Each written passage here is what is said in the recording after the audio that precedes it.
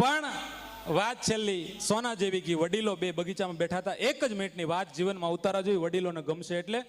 વડીલે કીધું કે અમારે દીકરીને લગ્ન કરવા છે, દીકરી રૂપાળી છે, સંસ્કારી છે, પણ છોકરાને 2 બંગલા હોવા જોઈએ, 2 ગાડીઓ હોવી જોઈએ, ગામડે 100 વીઘા જમીન હોવી જોઈએ, છોકરો ખેતી ન કરતો હોવો જોઈએ, દર શનિ રવિ ફિલ્મ જોવા લઈ જવો જોઈએ, હોટલમાં જમવા લઈ જવો જોઈએ, અને મહત્વની વાત, છોકરાના મા બાપ ભાઈ ભાભી બેન કોઈ ભેગા ન હોવા જોઈએ, છોકરો એકલો હોવો જોઈએ.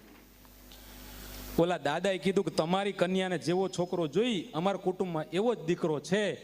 2 નહીં 4 બંગલા છે, 100 નહીં 200 વીઘા જમીન છે, 2 નહીં 4 લાખ પગાર છે, અને દર શનિ રવિ નહીં અઠવાડિયું આખું હોટલમાં જમવા લઈ જાય એવો રાજીપો, એવો છે દિલનો દાતાર.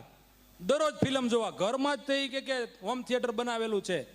તો કે તો આપણે જલ્દી ભેગા થાય, દીકરા દીકરીની વાત કરી અને આપણે મીઠા મોઢા કરી. તો કે અમારા દીકરાની એક ડિમાન્ડ છે. એ કે શું? એ કે લગ્ન કર્યા પછી મારી હાળી, મારા હાળો, મારા હાહુ કે મારા સસરા કોઈ મારા ઘરે આવવા ન જોઈએ.